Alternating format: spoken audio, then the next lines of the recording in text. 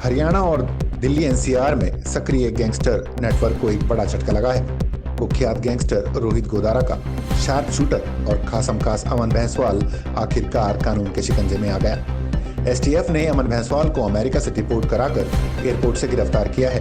बताया जा रहा है कि आरोपी लंबे समय से विदेश में बैठकर भी भारत में आपराधिक वारदातों को अंजाम देने में अहम भूमिका निभा रहा था। पिछले कुछ दिनों से लगातार हम जो फॉरेन फ्यूजिटिव्स कहते हैं, बाहर विदेशों में बैठ के यहाँ पे रैंसम कॉल करते हैं, उनको लगातार लेके आ रहे हैं। उस ऑपरेशंस में हमें एक कामयाबी मिली आज। एक अमन बैसवाल गांव है इसका नाम अमन कुमार है, जो एक गैंग है उसे बिलोंग करता है। जो रोहित गोदारा एक फ्यूजिटिव है, उस गैंग से बिलोंग करता है और इसको आज यूएसए से डिपोर्ट करवाया है और इसको दिल्ली एयरपोर्ट से गिरफ्तार करके हमारा टीम लेके आ रहे हैं। और ये अमन कुमार जो है, इसके खिलाफ 10 मुकदमे दर्ज है, जिनमें से 6 ये फॉरेन जाने के पहले दर्ज हुए हैं, जिनमें से 2 हत्या के केस है और 2 अटेम्प्ट टू मर्डर्स भी है और भी केसेस है। और एक फॉरेन जाने के बाद हमें पता चला कि नकली अपने फादर का नाम और विलेज एड्रेस वगैरह चेंज करके उसके फोर्ज्ड पेपर्स देके इसने अपने पासपोर्ट बनवाया है। और अराउंड जून 2024 में ये दुबई गया था, फिर वहाँ से फिर वो दूसरे रूट पकड़ के यूएसए चला गया है। सो लगातार हम संपर्क में रहे हैं। सीबीआई जो हमारे एनसीबी है, उनके थ्रू हमने सारे जो फॉर्मेलिटीज़ फॉलो करना होता है, एलओसी इशू करवाया हमने और आरसीएन इशू करवाया है। और एनसीबी ने लगातार यूएस अथॉरिटीज़ के साथ टच में रहे हैं इंटरपोल के ज़रिए, और उस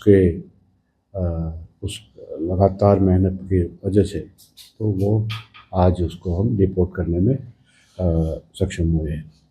और ये इसके पहले हम 5 पिछले साल में मतलब 5 लोगों को कर चुके हैं और ये यूएसए से थर्ड है।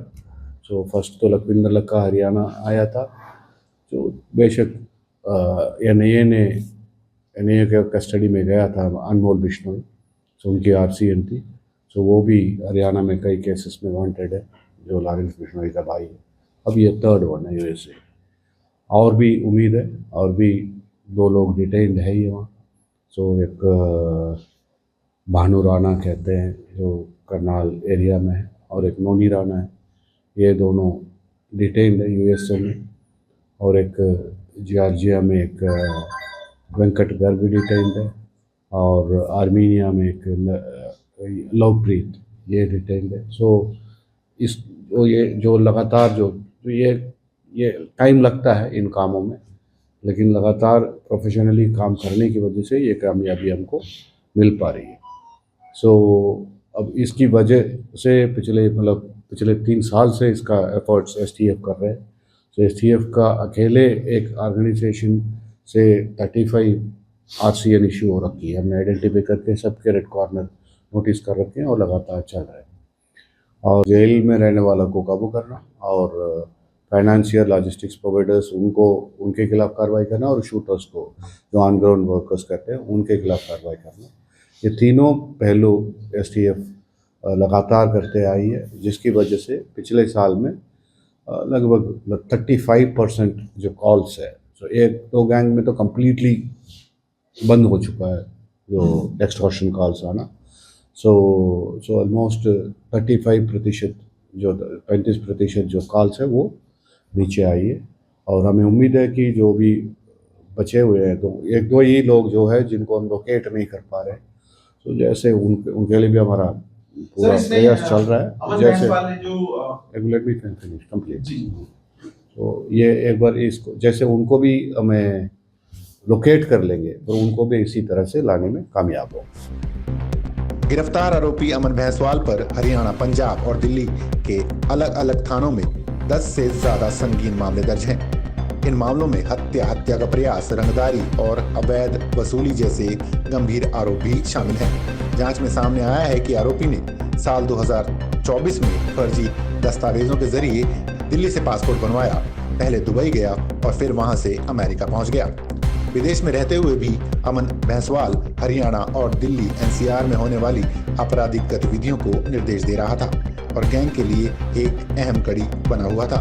फिलहाल एसटीएफ आरोपी से गहन पूछताछ कर रही है और उम्मीद है कि आने वाले दिनों में गैंग से जुड़े कई और भी बड़े खुलासे हो सकते हैं।